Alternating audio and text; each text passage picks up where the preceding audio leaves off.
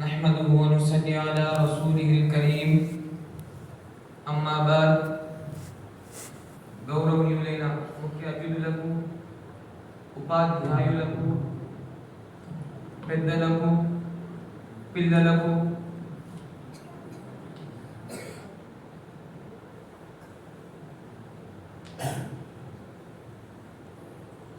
స్నేహితులకు మరియు నాతోటి విద్యార్థులకు అస్సలాము అలైకుం వరహ్మతుల్లాహి వబరకాతుహు. ఈరోజు నేను మీ అందరి సమక్షంలో మద్రసాల మరియు మకాతిబ్ల ప్రాముఖ్యత మరియు ప్రయోజనాల గురించి కొన్ని విషయాలు తెలియజేయడానికి స్టేజ్ మీద విచ్చేస్తున్నాను. అల్లాహ్ తాలా మనమందరికీ చెప్పేదానికంటే వినేదానికంటే అర్థం చేసుకుని ఆచరించడంలో ప్రాముఖ్యతని ప్రసాదించుగాక. ఆమీన్. మద్రసాల మరియు మకాతిబ్ల ప్రాముఖ్యత మరియు ప్రయోజనం గురించి ఎవరికి తెలియదు? వీటి వలన సమస్త జీవరాశులు లాభం పొందుతున్నాయి. అయినప్పటికీ వీటి ప్రాముఖ్యత మరియు ప్రయోజనాల గురించి పదే పదే ప్రస్తావించడం చాలా అవసరం.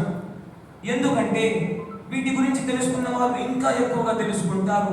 సందేహం సంకోచంలో ఉన్న వారికి వీటిపై విశ్వాసం కలుగుతుంది. తిరస్కరించే వారికి వీటి విలువ ప్రాముఖ్యత అవసరం మరియు ప్రయోజనాలు తెలుస్తాయి.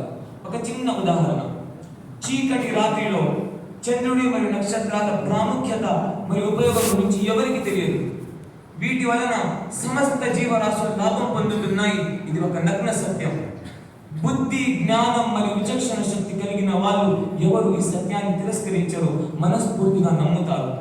కానీ మనలో కొంతమంది ఈ విషయాన్ని తిరస్కరిస్తే వాళ్ళు ఎంత పెద్ద మూర్ఖులో, బుద్ధిహీనులో మనమందరికీ చాలా బాగా అర్థమవుతుంది.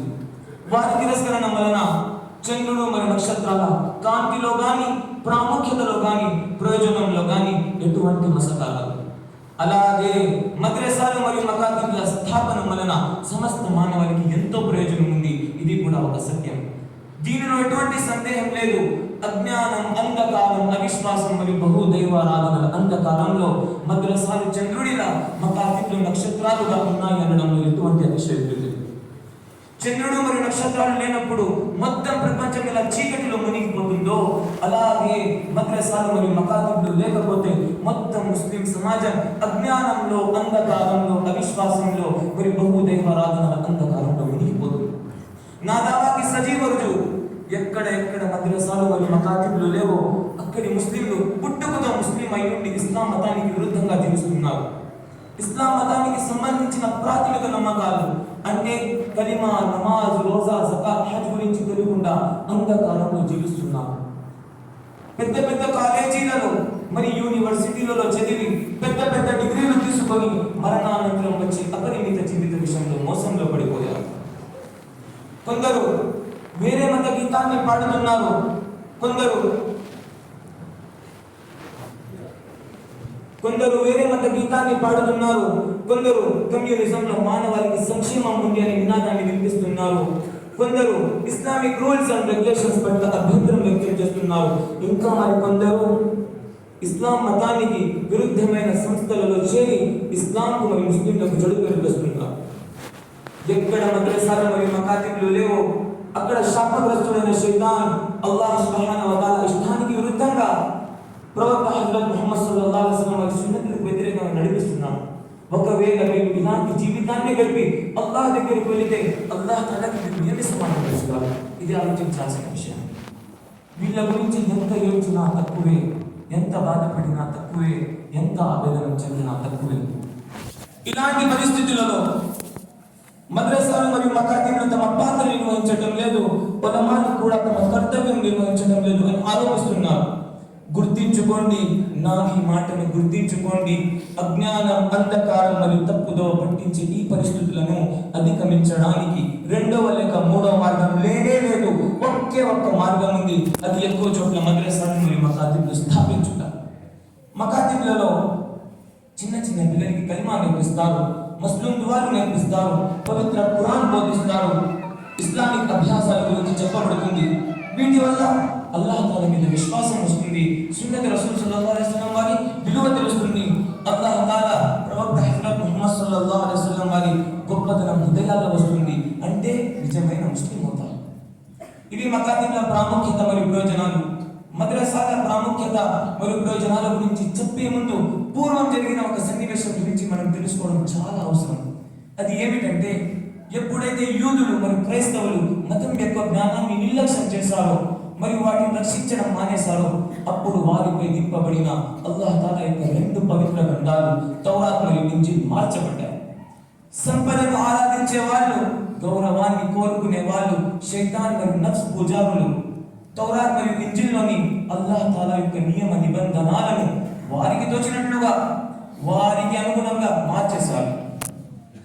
కొన్ని చోట్ల ఆయతులను మరి కొన్ని చోట్ల సూరాలను కొన్ని చోట్ల వాటి అర్థాలనే మార్చేశారు.